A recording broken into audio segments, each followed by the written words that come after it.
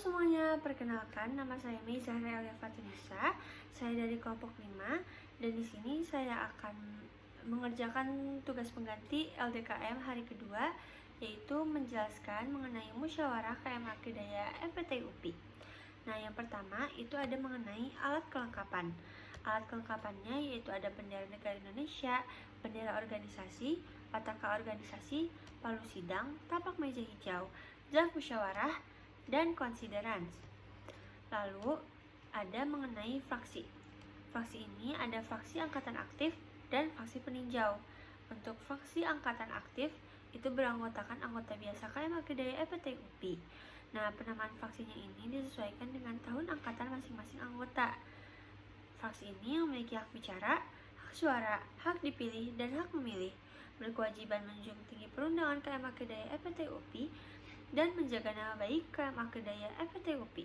Sedangkan fraksi peninjau itu beranggotakan anggota muda dan anggota luar biasa KM Akidaya FPT UPI, memiliki hak bicara dan berkewajiban menjunjung tinggi perundangan KM Akidaya FPT UPI dan menjaga nama baik KM Akidaya FPT UPI. Lalu yang selanjutnya ada mengenai pimpinan sidang.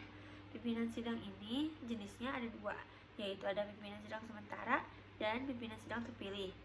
Pimpinan sidang sementara itu merupakan komite pengarah pelaksana musyawarah. Sedangkan pimpinan sidang terpilih itu merupakan anggota biasa yang dipilih dan ditetapkan dalam musyawarah. Pimpinan sidang ini berjumlah 3 orang, yaitu pimpinan sidang 1, pimpinan sidang 2, dan pimpinan sidang 3. Pimpinan sidang 1 ini memiliki tugas untuk menjalankan sidang sepenuhnya. Pimpinan sidang 2 itu tugasnya mencatat hal-hal penting dalam musyawarah. Sedangkan pimpinan sidang 3 itu tugasnya pencatatan waktu dan persiapan dokumen yang diperlukan. Nah, pimpinan sidang juga memiliki hak, yaitu mengatur jalannya persidangan, memberikan izin kepada peserta untuk berbicara, mengarahkan atau menghentikan pembicaraan yang menyimpang dari tujuan dan materi sidang, dan menjadi penanggung jawab sementara KM Akidaya FPT UPI sampai terpilih mandataris KM Akidaya FPT UPI yang baru. Lalu ada juga kewajibannya, yaitu bertindak secara objektif, bertanggung jawab atas keputusan sidang, menjadi penengah dalam mekanisme lobbying, dan menjunjung tinggi perundangan KM Akidaya FPT UPI dan menjaga nama baik KM Akidaya FPT UPI. Lalu yang selanjutnya ada mekanisme penggantian pimpinan sidang.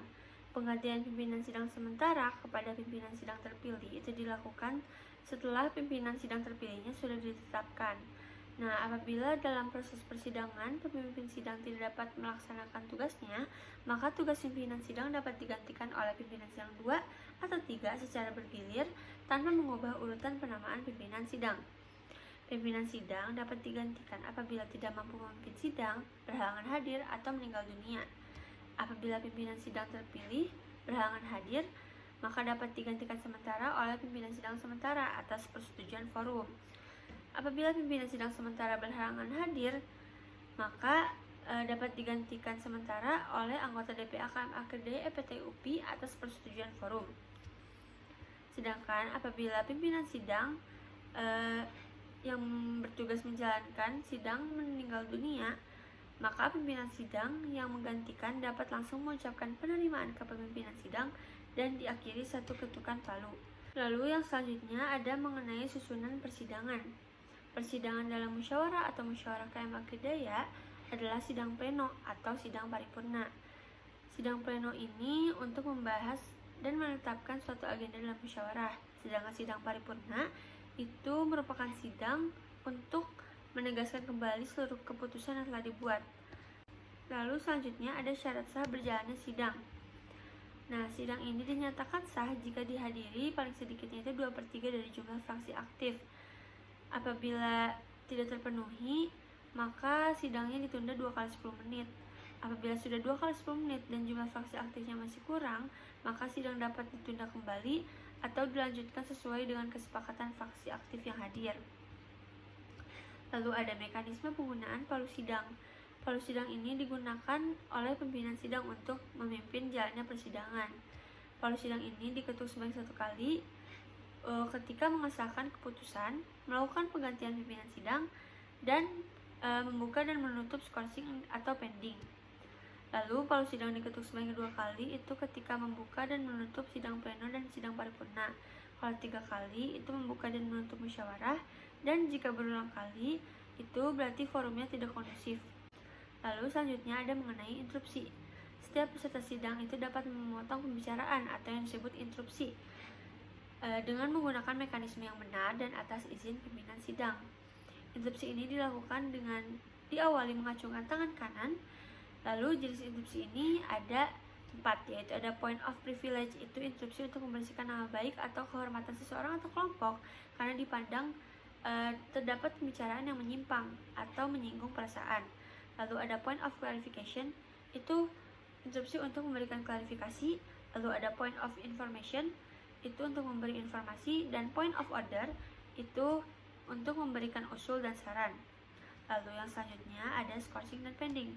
Scourging itu merupakan penghentian sidang untuk keperluan tertentu yang memerlukan waktu 1 kali 5 menit atau 2 kali 30 menit.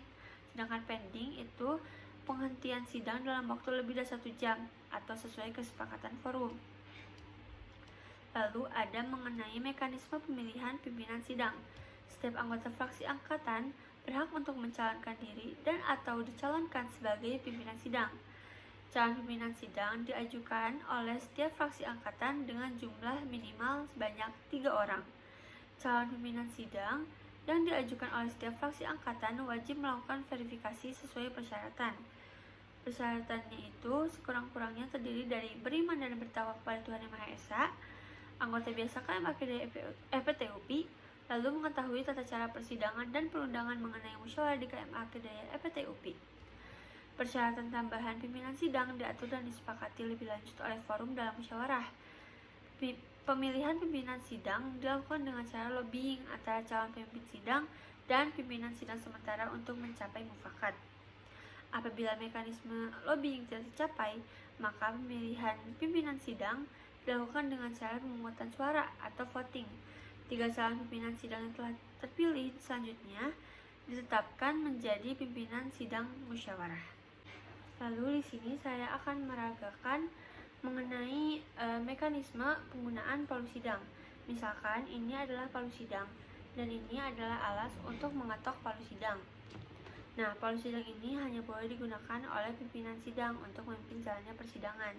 Jika palu sidang ini diketuk 1 kali, artinya mengesahkan keputusan atau melakukan penggantian pimpinan sidang atau membuka dan menutup scourging atau pending.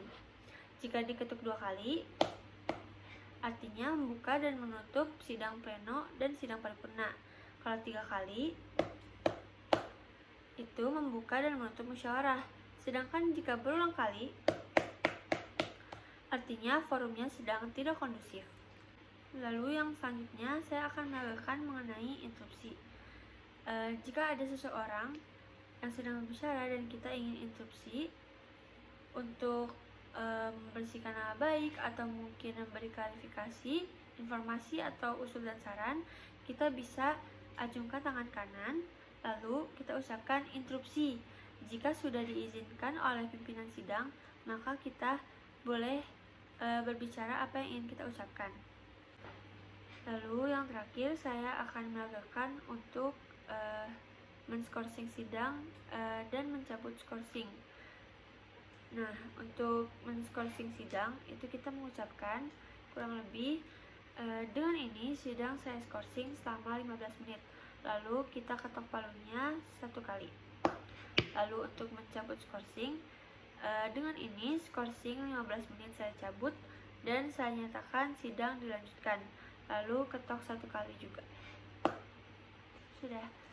Terima kasih. Mohon maaf bila ada salah kata. Wassalamualaikum warahmatullahi wabarakatuh.